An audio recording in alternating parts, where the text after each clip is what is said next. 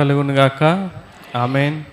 పరిశుద్ధ గ్రంథం నుండి అపోస్తులైన పౌలు గారు రాసిన తీతు పత్రిక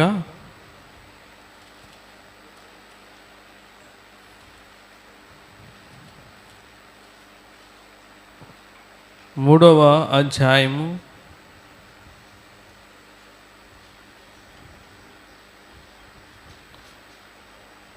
8వ వచనాన్ని చదువుకుందాం. ఈ మాట నమ్మదగినది కనుక దేవుని యందు విశ్వాసం ఉంచిన వారు సత్క్రియలను శ్రద్ధగా చేయుటయందు మనస్సుంచునట్లు నీవి సంగతులను గూర్చి దృఢముగా చెప్పుచుండవలనని కోరుచున్నాను.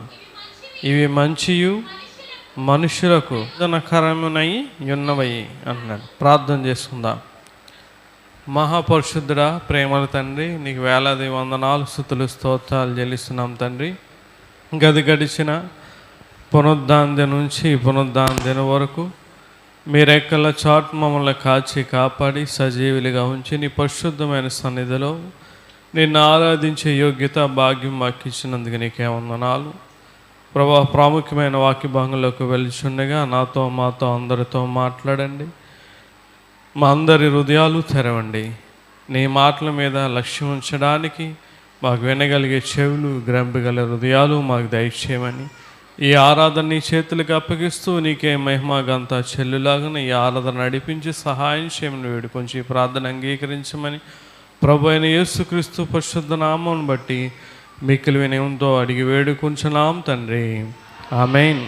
అందరికీ వందనాలు. దేవుని మహాకృపను బట్టి దేవాది దేవుడు మరి యొక్క పునరుద్ధాన దినాన్ని దేవునితో గడిపే ధన్యతను దేవుడు మనకు అనుగ్రహించాడు. చదువుకున్న వాక్య భాగం చూస్తే అపోస్తలుడైన పౌలు గారు తీతు పత్రికలో రాస్తూ 3వ అధ్యాయము 8వ వచనం మనం చదువుకున్నాం. ఏమంటున్నాడంటే, ఈ మాట నమ్మదగినది గనుక దేవుని యందు విశ్వాసం ఉంచిన వారు సత్క్రియలను శ్రద్ధగా చేయుటయందు మనస్సుంచినట్టు నీవి సంగతులను గుర్చి దృఢముగా చెప్పుచుండవలనని కోరుచున్నాను అంటున్నాడు. దేవుని యందు విశ్వాసం ఉంచిన వారు సత్క్రియలు అనేవి ఎలా చేస్తారంటమ్మా? శ్రద్ధగా చేస్తారంట. ఎలా చేస్తారు? శ్రద్ధగా చేస్తారు. ఈ ఉదయకాలం ముందు శ్రద్ధ, దేని మీద మన శ్రద్ధ ఉన్నది అన్నది మనం ఒకసారి బైబిల్ లేఖనాల ద్వారా జ్ఞానం చేసుకుందాం. ఇక్కడ అంటున్నాడు, సత్క్రియలు శ్రద్ధగా చేయాలని చెప్తున్నాడు. సత్క్రియలు అనేవి శ్రద్ధగా ఎవరు చేయగలరంటే దేవుని యందు విశ్వాసం ఉంచిన వారే దేవుని సత్క్రియలు అనేవి ఎలా చేస్తారు? శ్రద్ధగా చేస్తారు. శ్రద్ధగా చేయమని మళ్ళీ అంటున్నాడు. నీవి సంగతులను గురించి దృఢంగా చెప్పుచుండవలనని కోరుచున్నాను. ఇవి మంచియు మనుష్యులకు ప్రయోజనకరమై ఉన్నవి. దేవునికి మహిమ కలుగునుగాక. ఆమేన్. సత్క్రియలు మనము చేస్తే అవి మనకి ఏం తీసుకొస్తుందంట చెప్పండి? ప్రయోజనకరము, మంచి. ఇవి మంచియు మనుషులకు ప్రయోజనకరమే ఉన్నాయి అంటున్నాడు. సత్క్రియ అని అంటే అర్థం మంచి క్రియ. బైబిల్లో మొట్టమొదటగా దేవుడైన యెహోవా సత్క్రియను దేనితో పోల్చాడంటే దేవుడికి ఇవ్వడంతో పోల్చాడు. కయ్యనుతో మాట్లాడతాడు. ఆదికాండం 4వ అధ్యాయం 7వ వచనంలో అక్కడ కయ్యేను హేబేలు దేవునికి అర్పణ తీసుకొచ్చినప్పుడు అక్కడ కయ్యేనుతో ఏమని మాట్లాడుతున్నాడు? దేవునికి ఇచ్చే అర్పణ విషయంలో నీవు సత్క్రియ చేసిన ఎడల తల ఎత్తుకొనవా? సత్క్రియ చెయ్యని ఎడల నీ వాకిట పాపము పొంచియుండును, నీ ఎడల దానికి వాంఛ కలుగును అంటున్నాడు. పాత నిబంధన గ్రంథంలో సత్క్రియను దేనితో పోల్చాడండి? దేవునికి ఇచ్చే అర్పణతో పోల్చాడు. కొత్త నిబంధన గ్రంథంలో పౌలు గారు సత్క్రియని ఏం చేశాడంటే, ఏ విధంగా రాయించాడంటే పరిశుద్ధాత్మతో దేవుని సువార్త ప్రకటించడం అని రాశాడు. చూడండి, ఫిలిప్పీ పత్రిక 1వ అధ్యాయము ఫిలిప్పీ పత్రిక 1వ అధ్యాయము చూడండి 3వ వచనం మనం చదివితే 3-6 వచనాలు చూడండి. మొదటి దినము నుండి ఇది వరకు స్వార్థ విషయంలో మీరు నాతో పాలువారై ఉండుట చూచి మీలో ఈ సత్క్రియ నారంభించినవాడు చూడండి యేసు క్రీస్తు దినము వరకు దాన్ని కొనసాగించుడని రూఢిగా నమ్ముచున్నాను గనుక మీ అందరి నిమిత్తము నేను చేయు ప్రతి ప్రార్థనలో ఎల్లప్పుడూ సంతోషముతో ప్రార్థన చేయుచు నేను మిమ్మల్ని జ్ఞాపకము చేసుకున్నప్పుడెల్లను నా దేవునికి కృతజ్ఞతాస్తుతులు చెల్లించుచున్నాను అంటున్నాడు. చూడండి, సువార్త విషయంలో మీరు నాతో పాలువారి ఉండుట చూచి మీలో ఈ సత్క్రియ, సువార్త పనిలో పాల్గొనేవారు, సువార్త ప్రకటించేవారు ఏం చేస్తున్నట్టు? సత్క్రియ చేస్తున్నట్టు. గుర్తుపెట్టుకోండి, 2 విధాలుగా బైబిల్లో దేవుడి సత్క్రియను రాయించాడు. పాత నిబంధన గ్రంథంలో దేవునికి ఇచ్చే అర్పణతో పోల్చాడు.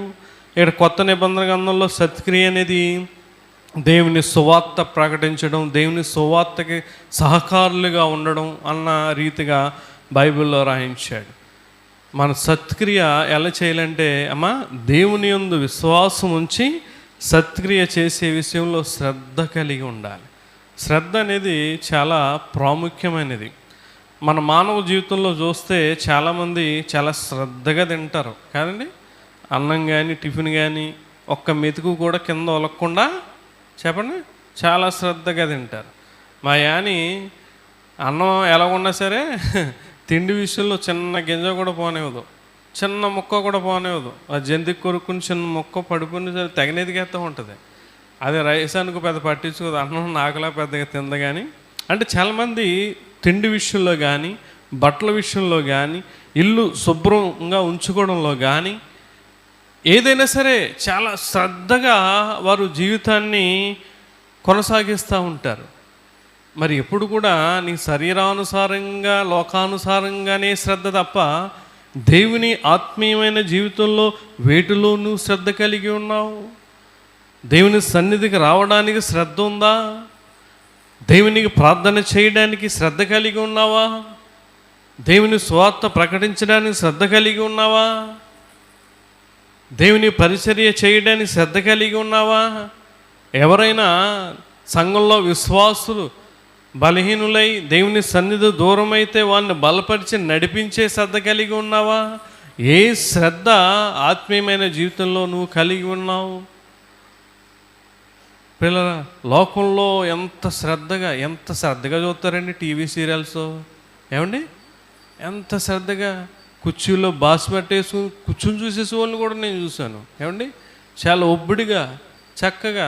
ఈ మధ్యన ఏంటో కానీ బెడ్రూమ్లో టీవీలు పెట్టుకుంటున్నారు. ఏమండి హాల్లో అయితే ఎలా చూడాలి? కూర్చుని చూడాలి. బెడ్రూమ్లో అయితే అమ్మ చెప్పండి తెల్లాళ్ళు చూడొచ్చు. హాల్లో అయితే కష్టం కదా. అప్పుడైతే బెడ్రూమ్లో అయితే టీవీ ఆడుతూ ఉంటుంది. చూస్తా పడుకుని పోవచ్చు. ఎంత శ్రద్ధో ఆ సీరియల్ చూసే విషయంలో, ఆ సెల్ ఫోన్తో ఎంత శ్రద్ధ అండి. 24 గంటలు చెయ్యి పడిపోతున్నా, చెయ్యి లాగేస్తున్నా సెల్లతో చచ్చిపోతూ ఉంటారు. దేవుని బైబిల్ పట్టుకుంటావా చెయ్యి లాగేస్తుంది నీకు 1 నిమిషం. దేవుని పాటలు పాడుతాగా నోరు నొప్పి వచ్చేస్తుంది నీకు. దేవుని ప్రార్థన చేస్తావా గొంతు నొక్కేస్తుంది నీకు. ఏటుల్లో ఈ రోజున శ్రద్ధ మనం కలిగి ఉన్నాం. బైబిల్లో 3 విషయాలు బైబిల్లో దేవుడు చూపించాడు. మొదటిగా చూడండి, ఎందులో మనం శ్రద్ధ కలిగి ఉండాలంటే ఐక్యత. సంఘం అనేది సహోదరులు ఐక్యత కలిగి ఉండడంలో శ్రద్ధ కలిగి ఉండాలి. చూడండి, ఎఫెసీ పత్రిక, అపోస్తలుడైన పౌలు గారు రాసిన ఎఫెసీ పత్రిక 4వ అధ్యాయం మొదటి 3 వచనాలు చదువుకుందాం.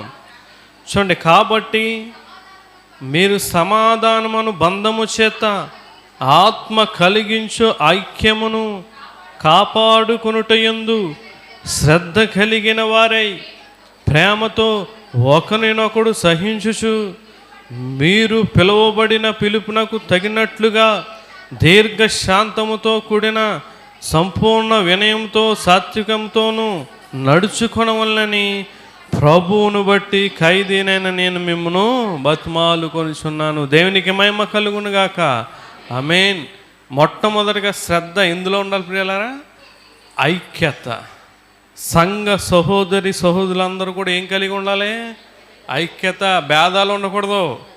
నువ్వు ఉద్యోగం చేస్తే చేయి, బయట నీకు ఆస్తులు ఉండొచ్చు, అంతస్తులు ఉండొచ్చు, పదవులు ఉండొచ్చు, పరపతులు ఉండొచ్చు, ఏదైనా ఉండొచ్చు. దేవుని సన్నిధిలో నువ్వు ఉన్నప్పుడు దేవుని దృష్టిలో అందరూ ఒకటే.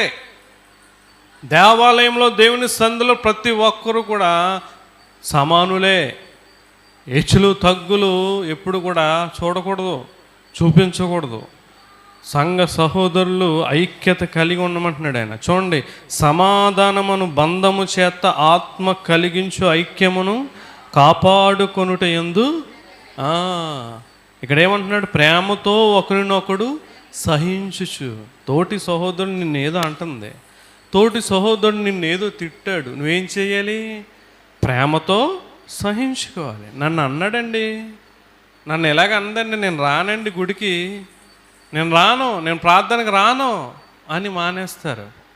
అలాంటోళ్ళకి నువ్వేం చేయాలంటే ప్రేమతో సహించుకుని, అలా కాదు ఏదో పొరపాటు అయిపోయింది, మన దేవుని సన్నిధికి దూరం అవ్వకూడదు, దేవునిగా వేరుగుండి మనం ఏం చేయలేమని చెప్పి వాడిని బలపరిచి నడిపించాలి. మీరు పిలువబడిన పిలుపునకు తగినట్టుగా దీర్ఘశాంతముతో కూడిన సంపూర్ణ వినయముతోనూ సాత్వికముతోనూ నడుచుకోవాలని చెప్తా ఉన్నాడు. ఈ రోజున సంఘము ఐక్యత కలిగి ఉండాలి. చాలా సంఘాల్లో చూస్తూ ఉంటాను, ఐక్యతలు గ్రూప్లో ఐక్యతలు కలిగి ఉంటారు. ఒకటి మంచి గ్రూప్ ఉంటుంది, ఇంకోటి యాంటీ గ్రూప్ ఉంటుంది.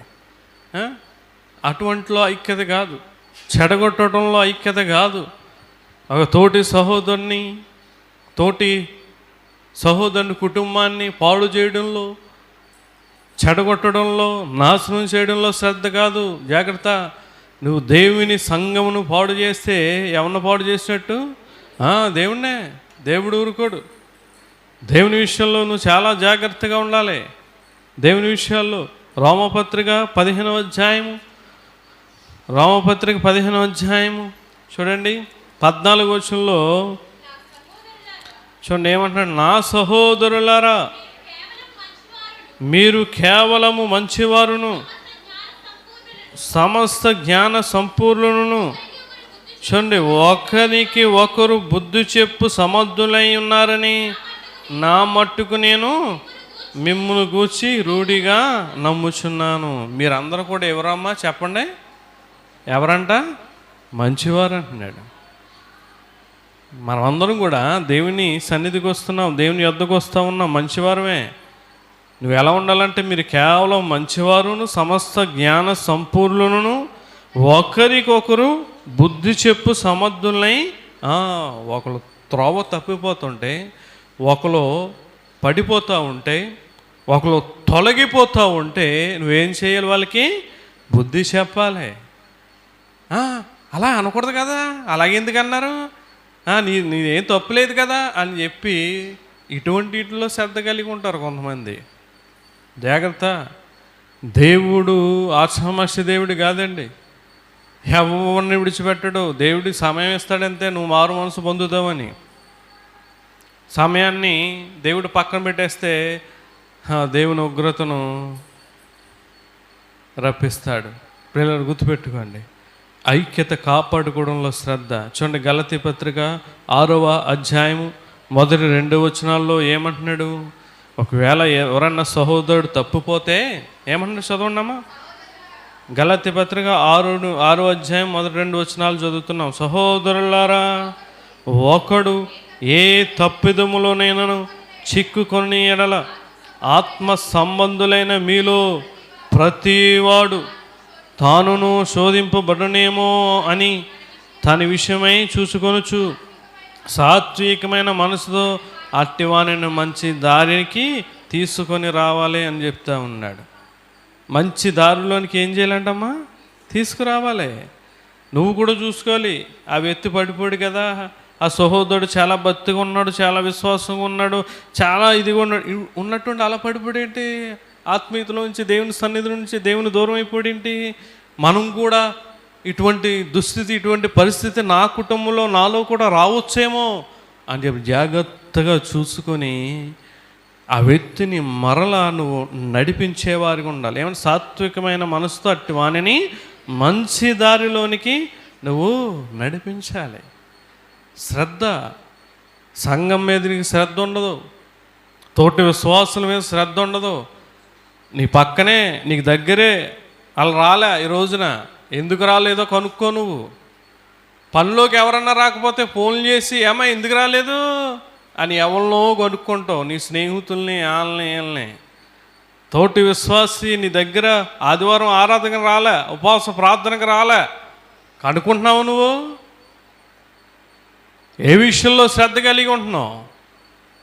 ఏదన్నా లేనిపోని చెప్పడానికి, ఏదైనా విన్నాయి ఆ పనికిమాలిన విషయాలు పంచుకోవడానికి ఎంత శ్రద్ధ కలిగి ఉంటావో. ఒక వ్యక్తిని బలపరచడానికి, ఒక వ్యక్తిని దేవుని సన్నిధిని నడిపించడానికి శ్రద్ధ ఉండదు నీకు. సామెతల గ్రంథంలో ఒక మాట అంటాడు, 21వ అధ్యాయము, సామెతల గ్రంథంలో 21వ అధ్యాయం 5వ వచనంలో మనం చూస్తే చూడండి, శ్రద్ధ గలవారి యోచనలు లాభకరములు. శ్రద్ధ గలవారి ఆలోచనలు ఎలా ఉంటాయంటమ్మా? లాభకరము. నువ్వు శ్రద్ధ కలిగి ఉండాలి. చాలామంది కుటుంబం మీద కూడా శ్రద్ధ ఉండదు. భర్త ఎక్కడ ఉంటున్నాడో, ఏమైపోతున్నాడో, భార్య ఏమైపోతుందో, కుమారుడు ఎక్కడ తిరుగుతున్నాడో, కుమార్తె ఎక్కడ ఉంటుందో శ్రద్ధ ఉండదు కొంతమంది కుటుంబంలో. శ్రద్ధ ఉండాలి. శ్రద్ధ కలిగిన వారి ఆలోచనలు, యోచనలు ఎలా ఉంటాయంట? లాభకరములు. సంఘములో సహోదరి నీవు శ్రద్ధ కలిగి ఉంటే నీ ఆలోచన, ప్రతి ఆలోచన కూడా నీకేం తీసుకొస్తుంది? లాభం తీసుకొస్తుంది, లేకపోతే నష్టాన్ని తీసుకొస్తుంది. గుర్తుపెట్టుకో పిల్లలు. ఐక్యత కాపాడుకోవడంలో శ్రద్ధ ఉండాలి. అందుకే కీర్తన 133వ కీర్తన 1వ వచనంలో ఏమన్నాడు? సహోదరులు ఐక్యత కలిగి నివసించుట ఎంత మేలు, ఎంత మనోహరం అంటున్నాడు. సహోదరులు ఐక్యత కలిగి నివసించుట ఎంత మేలు, ఎంత మనోహరం. నువ్వు అలాగుంటే సంఘం, నీవు ఆస్వాదించబడతావు. 3వ అధ్యాయం చివరి ఉంటుంది, ఆశీర్వాదమును శాశ్వత జీవమును అచ్చట నుండవలనని యెహోవా సెలవిచ్చుచున్నాడు. దేవునికి మహిమ కలుగును గాక. ఆమేన్. ఐక్యత చూడండి, కుటుంబం ఐక్యత ఉంటే కుటుంబంలో ఏ లోటు ఉండదు, ఎటువంటి ఇబ్బందులు కానీ, ఎటువంటి సమస్యలు కానీ ఉండవు. ఎప్పుడైతే కుటుంబం వేరైపోతుందో, భర్త దారి భర్త, భార్య దారి భార్య, కుమారుదారి కుమారి, కుమార్తె దారి కుమార్తె ఉంటే ఆ కుటుంబంలో అన్నీ కూడా ఏటి సమస్యలే తలెత్తుతూ ఉంటాయి. కుటుంబం మీద శ్రద్ధ ఉండాలి, సంఘం మీద కూడా ఏముండాలి? శ్రద్ధ కలిగి ఉండాలి. సహోదరుల పట్ల కూడా నువ్వేం కలిగి ఉండాలి? శ్రద్ధ కలిగి ఉండాలి. నువ్వు బలపరిచేవారుగా ఉండాలి. మానేశారా, గొడవలేదు, బాగానే మానేశారు అనుకుంటున్నావు నువ్వు. దేవుడు నిన్ను ఎక్కడుతాడు? అడుగుతాడండి. ప్రతి ఒక్కరిని దేవుడు లెక్క అడుగుతాడు, ఎవరిని విడిచిపెట్టడు. నీ తోటి సహోదరు ఆ రోజున దేవుని సన్నిధి నుండి, దేవుని నుండి పడిపోతే, తప్పిపోతే నీకు తెలిసి కూడా నువ్వు ఏమి మాట్లాడకుండా ఎందుకున్నావు? ఆ రోజున పలానా రోజున దైవజనుడు వాక్యం ద్వారా గద్దించాడు కదా, నువ్వు ఎందుకు అలా చేస్తావు అని నేను లెక్క అడుగుతాడు. ప్రతి ఒక్కరిని కూడా లెక్క అడుగుతాడు ఆయన. ఎవరిని కూడా విడిచిపెట్టాడు. గుర్తుపెట్టుకోండి పిల్లలు. ఐక్యత కాపాడుకోవడంలో శ్రద్ధ ఉండాలి. సంఘం ఐక్యత కలిగి ఉండాలి. భేదాలు కానీ, కుల భేదాలు కానీ, మత భేదాలు కానీ, హెచ్చు భేదాలు కానీ, ఏ భేదాలు ఉండకూడదు. అందరూ ఐక్యత కలిగి శ్రద్ధ కలిగి ఉండాలి. రెండవదిగా చూద్దాం, చూడండి, 2వ తిమోతి పత్రిక, 2వ తిమోతి పత్రిక, రెండవదిగా దైవజనుని మీద శ్రద్ధ కలిగి ఉండాలి. ఇక్కడ మనం చూస్తే ఒక వ్యక్తిని మనం చూద్దాం. అపోస్తలుడైన పౌలు గారు రాసిన 2వ తిమోతి పత్రిక 1వ అధ్యాయము చూడండి, 16-17 వచనాలు చదువుదాం. ప్రభువు ఒనేసిఫోరు ఇంటివారి యందు కనికరము చూపునుగాక. అతడు రోమాకు వచ్చినప్పుడు నా సంకెళ్లను గూర్చి సిగ్గుపడక శ్రద్ధగా నన్ను వెదికి కనుగొని అనేక పర్యాయములు ఆదరించెను. దేవునికి మహిమ కలుగునుగాక. ఆమేన్. ఈ ఒనేసిఫోర్ అనే వ్యక్తి పౌలు గారిని రెండవసారి చెరసాల్లో బంధించినప్పుడు అతడు పౌలు ద్వారా బాగుపడిన వారు, పౌలు ద్వారా ఉన్నవాళ్ళు, పౌలు శిష్యులైన వారు అనేక మంది ఈయన పట్టబడినప్పుడు అందరూ కూడా చెదిరిపోయి పారిపోయారు. ఎందుకంటే పౌలుతో ఉంటే మనల్ని కూడా చెరసాల్లో వేసేస్తారని. కానీ ఈ వ్యక్తి ఏం చేశాడంటే, ఇతని ప్రాంతం వేరే ప్రాంతమైనా వేరే ఊరైనా ఈ పౌలు గారిని ఈ రోజున న్యూస్లో పలానా వాళ్ళని జైల్లో పెడితే పలానా జైలు అని న్యూస్లో వచ్చేస్తూ ఉన్నాయి సోషల్ మీడియాలో. ఆనాడు టీవీలు కానీ ఏమి లేవు. కానీ ఈ వ్యక్తి మా పౌలు దైవజనుడు ఎక్కడున్నాడు, ఏ చెరసాల్లో ఉన్నాడు, ఏ జైల్లో ఉన్నాడు అని చెప్పి ఏం చేశాడంట, అతడు రోమాకు వచ్చినప్పుడు నా సంఖ్యలను గుచ్చి సిగ్గుపడక శ్రద్ధగా నన్ను వెదికి కనుగొని అనేక పర్యాయాలు ఆయన ద్వారా బాగుపడిన వారు ఎవరు కూడా వచ్చి ఆయన్ని పలకరించలేదండి, శ్రద్ధతో వెతకలేదు. కానీ ఈ వ్యక్తి మాత్రం ఏమండి, ఈ వ్యక్తి మాత్రం శ్రద్ధగా పౌలు దైవజనుడు ఎక్కడున్నాడు, పౌలు ఆ పాస్టర్ గారు ఎక్కడున్నాడు అని చెప్పి శ్రద్ధగా వెతికి అనేక పర్యాలు అనేక సార్లు ఆ చెరసాలకు వెళ్ళి ఆయన్ని ఆదరించాడు. ఈ రోజున నువ్వు ఆదరిస్తున్నావా సేవకుణ్ణి? ఆయన వయసుకి విలువిస్తున్నావా? అయ్యగారు ఆరోగ్యం ఎలా ఉంటుందండి మీది? ఎలా ఉన్నారండి? ఎండలు చూస్తే ఎలా ఉన్నాయి, సభలకు వెళ్తున్నారు, అక్కడికి వెళ్తున్నారు, ఏంటండి మీ పరిస్థితి అని ఎప్పుడన్నా ఫోన్ చేసి మాట్లాడే ఉందా? ఎక్కడ శ్రద్ధ ఉందా నీకు? స్నేహితులు ఫోన్ చేస్తావు, బంధువులకు ఫోన్ చేస్తావు, అవసరంలో నిన్ను ఆదుకుంటున్నారా? వాళ్ళు అవసరంలో నిన్ను ఏమన్నా ఇచ్చేస్తున్నారా? నీకు తెలుసు, నీకు తెలియకుండా ఏముండదు. కానీ ప్రియులారా, దైవజనుని మీద శ్రద్ధ ఉండాలి. ఈ వ్యక్తి దైవజనుని మీద శ్రద్ధగా వెతికి అనేక పర్యాయాలు వెళ్ళి ఆదరించాడండి. అందుకే ఈ పరిశుద్ధ గ్రంథంలో అతని పేరు రాయడానికి దేవుడు ఇష్టపడ్డాడు. ఈ రోజున మన పేరు రాస్తాడు, నీ పేరు రాయగలడా జీవ గ్రంథంలో? ఏది శ్రద్ధ? దైవజనుడు అంటే చూడండి, రెండవ రాజుల గ్రంథం 4వ అధ్యాయము 8వ వచనం మనం చదివితే ఇక్కడ షూనేమీయురాలు కనిపిస్తుంది మనకి. ఏమంటున్నాడు చదువమ్మా? ఒక దినమందు ఎలీషా షూనేము పట్టణమునకు పోగా అచ్చట గనురాలైన ఒక స్త్రీ భోజనమునకు రమ్మని అతని బలవంతము చేసిన కనుక అతడు ఆ మార్గంలో వచ్చినప్పుడల్లా ఆమె ఇంట భోజనము చేయుచు వచ్చాను. ప్రేర బలవంతం చేస్తూ ఉందండి. అంటే ఎంత శ్రద్ధ కలిగి ఉందో మనం కింద చదువుదాం, 13వ వచనం చదువుదాం. చూడండి, ఆమె వచ్చింది, అతడు నీవు ఇంత శ్రద్ధాభక్తులు మా యందు కనుపరిచితివి, నీకు నేనేమి చేయవలనేను అంటున్నాడు. చూడండి, దైవజనుని పట్ల ఈమె ఏం కనిపించిందండి? శ్రద్ధ. మరి ఏంటి? భక్తి.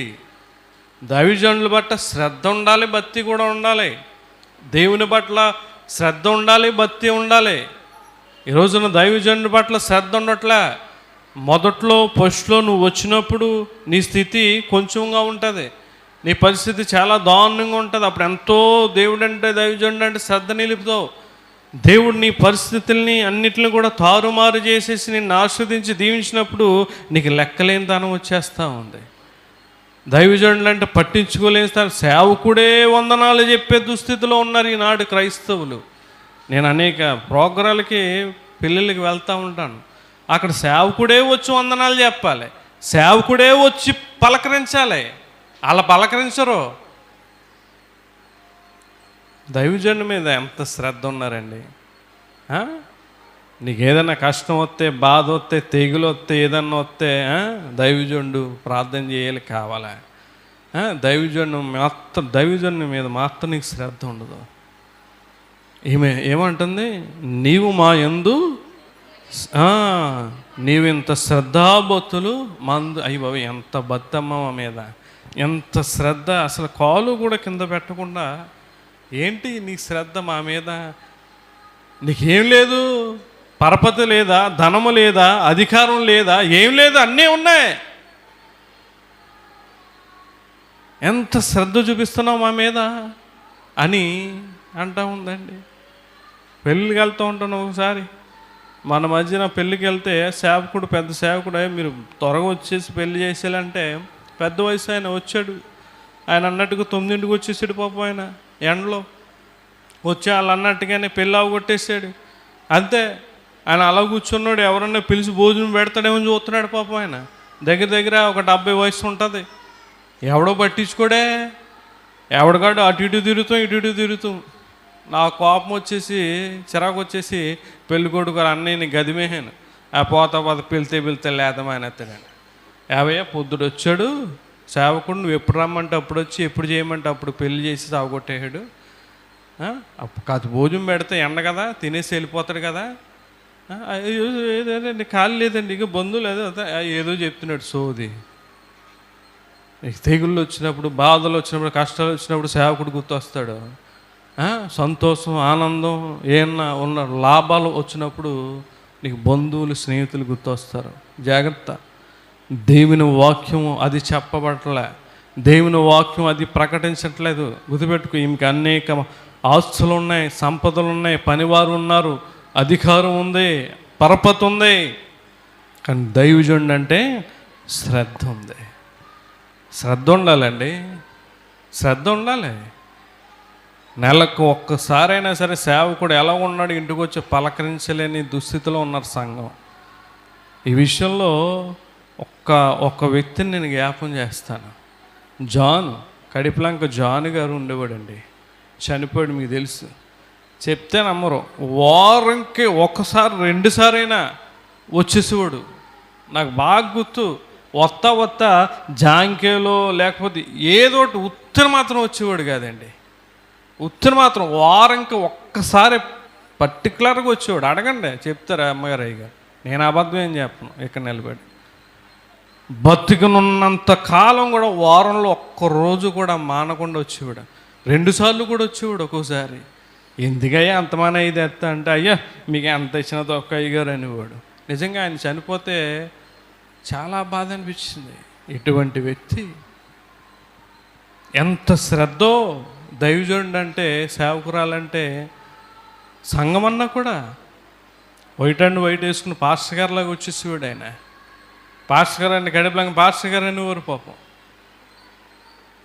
అటువంటి జ్ఞాపకం చేసుకోవాలండి, ఎంత శ్రద్ధ చూపించేవారు వాళ్ళు నిజంగానే. ఈనాడు నీకు అసలు ఫోన్లు చేస్తే ఎత్తావు నువ్వు, అక్కడ ఉన్నానంటావు, ఎక్కడ ఉన్నాను, నాకు కుదరదంటావు. అయ్యి బాబాయ్, ఎలాగా అవుతున్నారంటే మనుషులు. జాగ్రత్త. దేవుడు చూస్తున్నాడని దేవుడి కన్నా భయపడు. నువ్వు సేవకుని భయపడపోయినా, సేవకుని లెక్క చేయకపోయినా పర్లేదు, కానీ దేవునికి భయపడు. దేవునికి భయపడు, సేవకుని భయపడిపోతే ఎలాగండి? మనం ఆలోచన చేస్తే పేతురు గారిని చెరసాల్లో వేసినప్పుడు సంఘం ఏం చేసింది? అమ్మా, అపోస్తలుల కార్యాలు 12వ అధ్యాయం 5వ వచనం చదివితే, ఈనాడు సేవకుని కుటుంబంలో ఏదైనా శోధన వస్తే, సేవకుని కుటుంబంలో ఏదైనా బాధ కలిగితే, వాళ్ళకి అలాగే జరగాలండి, ఆయనకి అలాగే అవ్వాలని చెప్పి ఎటకారాలు హ్యాండిల్ చేసే సమాజ సంఘాలు కలిగి ఉన్నారు ఈ రోజున. సేవకునికి బాధ కలిగితే, ఈరోజున ఆలోచన చేయండి. ఇక్కడ మనం ఆలోచన చేస్తే ఏం చేస్తున్నారు వీళ్ళు? పేతురు చెరసాల్లో ఉంచబడినప్పుడు సంఘమైతే అతని కొరకు అత్యాశక్తితో దేవునికి ప్రార్థన చేయుచుండెను. దేవునికి మహిమ కలుగును గాక. ఈనాడు సేవకుని గురించి ప్రార్థన చేయడం కానీ, సేవకుని కుటుంబం గురించి ప్రార్థన చేయడం కానీ లేదు. సేవకునిలో ఏ లోపాలు ఉన్నాయి, ఏ తప్పులు ఉన్నాయి, ఏవి పట్టుకుందామా, ఏవి దొరుకుతాయా అని చూసే వ్యక్తులే క్రైస్తవులే కనబడతా ఉన్నారు. ఈ సోషల్ మీడియా వచ్చాక మరీ దరిద్రమైపోయింది. మాట్లాడితే ఏదో దొరికితే దాన్ని పట్టుకుని అటు ఇటు వేసేసి దరిద్రం చేసేస్తూ ఉన్నారు. గుర్తుపెట్టు, సేవకుని గురించి నువ్వు ప్రార్థన చేయాలి, వారి కుటుంబం గురించి నువ్వు ప్రార్థన చేసేవారికి ఉండాలి తప్ప ఎటగారాలు, హేళనలను, తప్పులు అటువంటి పని చేయలేరా. గుర్తుపెట్టుకోండి, దైవజనుని మీద శ్రద్ధ కలిగి ఉంది శూనేమిరాలు. చూడండి, ఎబ్రీ పత్రిక 13వ అధ్యాయము, 7వ వచనం మనం చదివితే చూడండి, ఇక్కడ ఏమంటున్నాడు? నీకు దేవుని వాక్యము బోధించి మీకు పైన నాయకులుగా ఉన్నవారిని జ్ఞాపము చేసుకొని వారి ప్రవర్తన ఫలమును శ్రద్ధగా తలంచుకొనుచు వారి విశ్వాసమును అనుసరించుడి, దేవునికి మహిమ కలుగును గాక. ఆమేన్. నీకు దేవుని వాక్యం బోధించే మన దైవజనులను చూడు, వారి విశ్వాసం ఎలాగుంది, వారి భక్తి ఎలాగుంది, వారి ప్రవర్తన ఫలం అంటే ఆశీర్వాదం, దీవును. సేవకుడు దీవించబడ్డా, ఆశీర్వదించబడ్డా, వారి భక్తి విశ్వాసాన్ని బట్టి దేవుడు వారిని హెచ్చించాడా అన్నది నువ్వు చూసుకుని వారిని నువ్వేం చేయాలి? వెంబడించాలి తప్ప తప్పులు, వంకలు, పొరపాట్లు లోపల చూడడం కాదు. ఇక్కడ ఎబ్రీ సంఘంతో చెప్తున్నాడు ఆయన, మీకు దేవుని వాక్యం బోధించే మీ పైన నాయకులను ఉన్న వారిని జ్ఞాపకం చేసుకుని వారి ప్రవర్తన ఫలమును శ్రద్ధగా తలంచుకొనుచు వారి విశ్వాసమును అనుసరించి. నువ్వేం చేయాలంటే, దైవజనుడు ఎటువంటి విశ్వాసం కలిగి ఉన్నాడో ఆయన టేకెళ్ళి టేకయ్య గారు ఎటువంటి విశ్వాసం కలిగి ఉన్నాడో ఆయన అటువంటి విశ్వాసం కలిగి ఉన్నాడు. ఈరోజు మన సంఘమైన మీరు ఆయన ఎటువంటి విశ్వాసం కలిగి ఉన్నాడో మీరు అటువంటి విశ్వాసం కలిగి ఉండి అనుసరించాలి తప్ప నీకు నచ్చిన దారిలో మెచ్చిన దారిలో పోవడం కాదు. గుర్తుపెట్టుకుని పిల్లలు, సంఘమా, దేవుడు సూటిగా మాట్లాడుతున్నాడు మనతో, ఆత్మరూపిగా మాట్లాడుతూ ఉన్నాడండి. దైవజనుని మీద శ్రద్ధ ఉండాలి. చివరిగా దేవుని వాక్యం వినడంలో శ్రద్ధ ఉండాలి. చూడండి, ద్వితీయోపదేశకాండం 28వ అధ్యాయం 1-2 వచనాల్లో మాట ఉంటుంది. దేవుని వాక్యం వినడంలో కూడా ఇది ఎక్కువగా అండి. 1-2 ఎలా ఉన్నా సరే ఇది ఎక్కువగా సంఘాల్లో బాగా చోటు చేసుకునేది ఇదే. దైవజనుల్ని చాలా బాగా ప్రేమిస్తారు, సంఘం ఐక్యతగా ఉంటారు. కానీ ఎక్కడ వస్తుందంటే ఫాల్ట్ దేవుని వాక్యం వినడంలో వస్తుంది. ఇక్కడ ఏమన్నాడైనా, నీవు దేవుడైన యెహోవా మాట శ్రద్ధగా విని నేడు నేను నీకు ఆజ్ఞాపించుచున్నా ఆయన ఆజ్ఞలన్నిటినీ అనుసరించి నడుచుకొని ఎడల నీ దేవుడైన యెహోవా భూమి మీద సమస్త జనముల కంటే నిన్ను హెచ్చించును. నీవు నీ దేవుడైన యెహోవా మాట వినిన ఎడల ఈ దీవెనలన్నీ నీ మీదికి వచ్చి ప్రాప్తించును. దేవునికి మహిమ కలుగును గాక. ఆమేన్. దేవుని మాట శ్రద్ధగా వింటే మనల్ని హెచ్చిస్తాడంట. మళ్ళీ మామూలు కాదు, సమస్త జనముల కంటే మనల్ని హెచ్చిస్తాడు. తర్వాత ఈ దీవెనలన్నీ 3 నుంచి ఇక్కడ 14 వరకు ఈ దీవెనలన్నీ ఉంటాయి. తర్వాత చదువుకోండి, మీకు ఇంటి దగ్గర సమయం ఉంటాయి. పిల్లలు గుర్తుపెట్టుకోండి, ఇక్కడ దేవుని మాట మనం శ్రద్ధగా వింటే మనల్ని హెచ్చిస్తాడు, దీవెనలు మనకి అనుగ్రహిస్తానంటున్నాడు. శ్రద్ధ ఉండాలి. దేవుని వాక్యం చెప్తా ఉంటే నువ్వు దిక్కులు చూడడం, ఫోన్ వచ్చిందని బయటికి వెళ్ళడం, పక్క వాళ్ళతో గోకి మాట్లాడడం, దీవెనలు ఎక్కడ వస్తాయి? నీకు శాపాలు వస్తాయి. దేవుని వాక్యం చెప్పినప్పుడు సూటిగా దేవుని మాట వైపు చూడాలి. లేఖనం చదివించినప్పుడు బైబిల్ లేఖనం చూడాలి. అంతే తప్ప బయటికి లోపలికి అటు ఇటు ఏదో ఆలోచించుకుంటూ లేకపోతే పక్కన ఏదో నీకు గుర్తొచ్చి అప్పుడే మాట్లాడడం, అది దీవెని కదా, దీవెని రాదు. అది ఏమన్నాడు? యెహోవా మాట శ్రద్ధగా వింటేనే, వినపోతే కాదు. ఒక మాట అంటాడు సామెతల గ్రంథం 10వ అధ్యాయం 4వ వచనంలో, శ్రద్ధ గలవారు ఏమంటున్నాడు? బద్ధకముగా పనిచేయవారు దరిద్రుడగును. శ్రద్ధ గలవారు, శ్రద్ధ అండి. దేవుని వాక్యం వినడంలో, దేవుని సన్నిధికి రావడంలో, దేవుని పరిచర్య చేయడంలో, దేవుని విషయాల్లో నువ్వు శ్రద్ధగా ఉంటే నువ్వేమవుతావు? ఐశ్వర్యవంతులవుతావు. ఓ పని మీద శ్రద్ధ, ఉద్యోగం మీద శ్రద్ధ, చదువు మీద శ్రద్ధ, రకరకాల శ్రద్ధలు కలిగి ఉంటావు. నువ్వు ఏమి వెనకేసేస్తావు, ఏం చేసేస్తావు. ప్రార్థనలు కూడా మానేసి పనికి వెళ్ళిపోయే సందర్భాలు కూడా ఉన్నాయి నీలో. ఎంత వెనకేసేసావు? ఎంత ఉంది? దేవుని మాట పక్కన పెట్టి ఏది చేయాలనుకున్నది అవదు ప్రియులారా. దేవుని మాట మనం శ్రద్ధగా వింటే దేవుడు సమస్త జనముల కంటే మనల్ని హెచ్చిస్తాడు, దీవెనలు ఇస్తాడు. ఇంకో మాట ఉంటుంది, దేవుని మాట శ్రద్ధగా వింటే రోగం రానేను అన్నాడు. నిర్గమాకాండం 15వ అధ్యాయం 26వ వచనంలో ఉంటుంది చూడండి. నీ దేవుడైన యెహోవా వాక్కును శ్రద్ధగా విని. ఎలాగ వినాలమ్మా చెప్పండి? ప్రతి ఒక్కరు చెప్పండి, ఎలాగ వినాలి?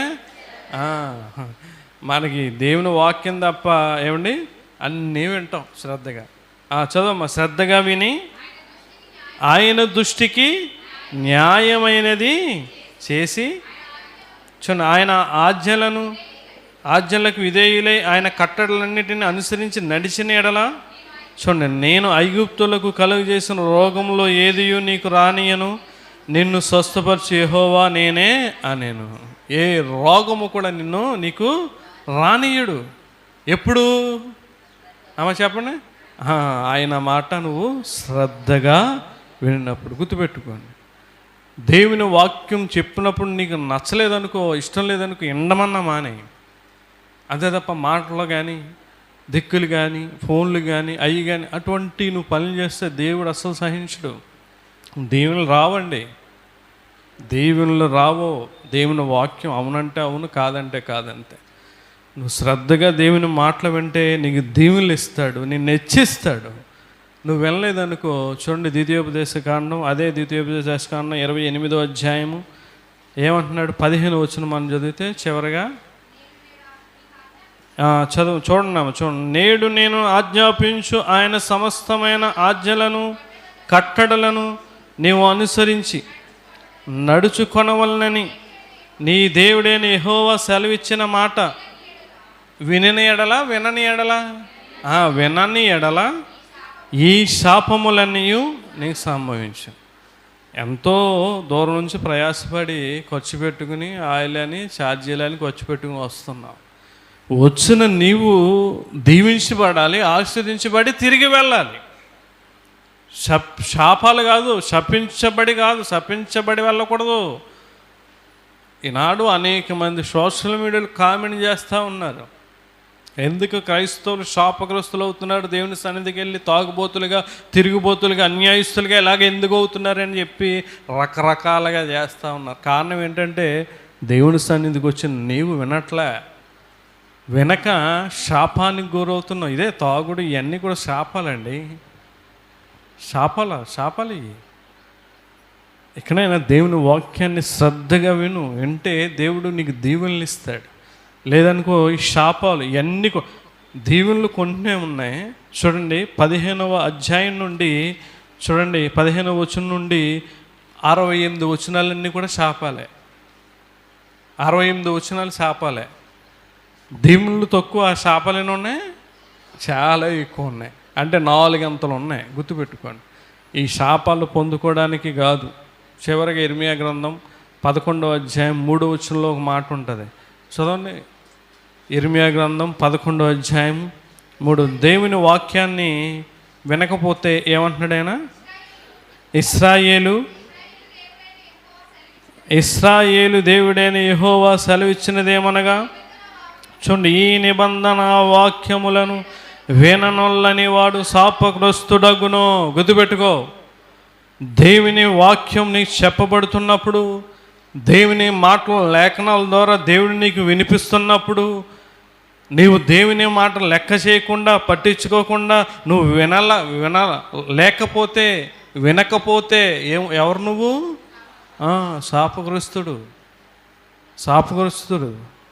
శాపగ్రస్తురాలు. నీ కుటుంబం శాపానికి గురవుతుంది. సంఘంలో ఎవరైనా పక్కన మాట్లాడుతుంటే గద్దించాలి. పిల్లలు సరి లేకపోతే బుద్ధి చెప్పాలి పెద్దవాళ్ళు. ఆడి వెళ్ళపోతే పని మనకెందుకు, అలా మాట్లాడుకుంటే అని అనకూడదు. ఇందాక ఫస్ట్ ఏం చదువు, సంఘం ఎలా ఉండాలి? ఐక్యత కలిగి ఉండడంలో శ్రద్ధ ఉండాలి. గుర్తుపెట్టుకుంటున్నాడు. దేవుని వాక్యాన్ని, ఈ నిబంధన వాక్యమును విననొల్లని వాడు శాపగ్రస్తుడు. దేవుని వాక్యం మనం శ్రద్ధగా వినాలి. దేవుడు ముందు చదువు ఏమన్నాడు? సత్క్రియలు ఏం చేయాలంట? శ్రద్ధగా చేయాలి. ఇవన్నీ కూడా సత్క్రియలే. దేవుని సన్నిధికి శ్రద్ధగా రండి. దేవునికి ప్రార్థన శ్రద్ధగా చేయండి. దేవునికి పరిచర్య శ్రద్ధగా చేయండి. సేవకుడు ఏదైనా పని పురమాయించినప్పుడు, ఏదైనా ఫోన్ చేయనప్పుడు శ్రద్ధగా ఉండండి. సువార్త శ్రద్ధగా ప్రకటించండి. దేవుని విషయంలో ఏదైనా సరే, దేవుని కానుకలు ఇవ్వాలనుకుండగా బద్ధకంగా సనుకోకుండా శ్రద్ధగా ఇవ్వండి. ఏదైనా ప్రార్థనలు పెట్టించుకున్నప్పుడు శ్రద్ధగా పెట్టించుకోండి. బలవంతంగా అలా ఇలా కాదు, శ్రద్ధ ఉండాలి. దేవుని యందు నీకు శ్రద్ధ ఉంటేనే దేవుడు నీ యందు ఏం నిలుపుతాడు? శ్రద్ధ నిలుపుతాడు. గుర్తుపెట్టుకోండి, మనం ఏది విత్తితే ఆ పంటనే కోస్తాం. దేవుని విషయాల్లో, దేవుని ఆత్మీయమైన జీవితంలో శ్రద్ధ కలిగి ఉందాం. దేవుడు మన యందు శ్రద్ధ నిలిపి దేవుడు మనల్ని ఆశీర్వదిస్తాడు. అట్టి దీవెన కృప మీ అందరికీ తోడే ఉండును గాక. ఆమేన్. ప్రార్థన చేసుకుందాం. విన్న వర్తమానాన్ని బట్టి ప్రియులారా, ఒక నిమిషం దేవుణ్ణి అడగండి. ఈనాడు ఏ విషయాల్లో నువ్వు శ్రద్ధ కలిగి ఉన్నావు? ఈనాడు నువ్వు పనికి వెళ్ళడానికి, ఉద్యోగానికి వెళ్ళడానికి, డ్యూటీకి వెళ్ళడానికి, స్కూల్కి వెళ్ళడానికి, కాలేజీకి వెళ్ళడానికి, తిండి తినడానికి, ప్రతిదీ కూడా ఎంత శ్రద్ధ కలిగి ఉంటావో. మరి దేవుని విషయాల్లో, దేవుని పనిలో, దేవుని కార్యక్రమాల్లో ఎందుకు నీకు శ్రద్ధ అనేది ఉండడం లేదు? సత్క్రియ చేయడంలో శ్రద్ధ అన్నాడు ఆయన. అది దేవునికి ఇచ్చే విషయంలో కానీ, దేవుని సువార్త ప్రకటించే విషయంలో కానీ, ఐక్యత, సంఘం ఐక్యత కలిగి ఉండాలి. నేను వాళ్ళతో మాట్లాడినండి, తప్పది. పొరపాటు ఉంటే ఆ పొరపాటు వారికి బుద్ధి చెప్పాలి. వినకపోతే వారి గురించి నువ్వు ప్రార్థన చెయ్యాలి. సంఘం ఐక్యత కాపాడుకోవడంలో శ్రద్ధ కలిగి ఉండాలి. ప్రియులారా, రెండవదిగా దైవజనుని మీద నువ్వు శ్రద్ధ కలిగి ఉండాలి. దైవజనుడు కనబడితే వందనాలు చెప్తలేదు ఈ రోజున. ఎంత దౌర్భాగ్యమో, ఎంత అహంకారం, గర్వమో. రాత్రి విన్నాం గర్వ అహంకారం గురించి. అవమానం వస్తుంది అన్నాడు. అహంకారం వెంబడి అవమానం.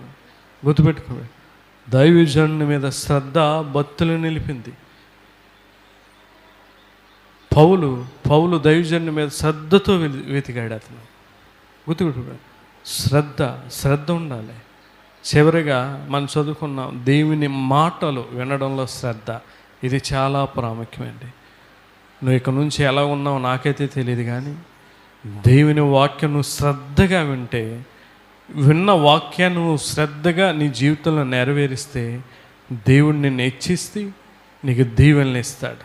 ప్రార్థన చేసుకుందాం. మహాగొండ మహోన్నతుడా, ఈరోజు ఈ ఉదయ కాలమందు నీ ఆరాధనలో శ్రద్ధ గురించి మాతో మాట్లాడారు ప్రభా. నీ ఆత్మీయమైన జీవితంలో కానీ, కార్యక్రమంలో కానీ, పనుల్లో కానీ ఎందులో కూడా మేము శ్రద్ధ లేకుండా మేము జీవించామేమో మనం దయతో క్షమించి ప్రభా. ఇక నుండి ప్రతి విషయాల్లో, ప్రతి కార్యక్రమంలో మేము శ్రద్ధగా ఉండడానికి మీరే మాకు సహాయం చేసి నడిపించమని, ఈ మాటలను బట్టి మమ్మల్ని బలపరిచి ఇంకా నీ సేవా పరిచయంలో ముందుకు నడిపించమని ఈ ప్రార్థన అంగీకరించి మీరే మాకు సహాయం చేసి నడిపించమని ప్రభు అయిన యేసుక్రీస్తు పరిశుద్ధ నామమును బట్టి మిక్కిలి వినయంతో అడిగి వేడుకుంటున్నాం తండ్రి. ఆమేన్. అందరికీ వందనాలు.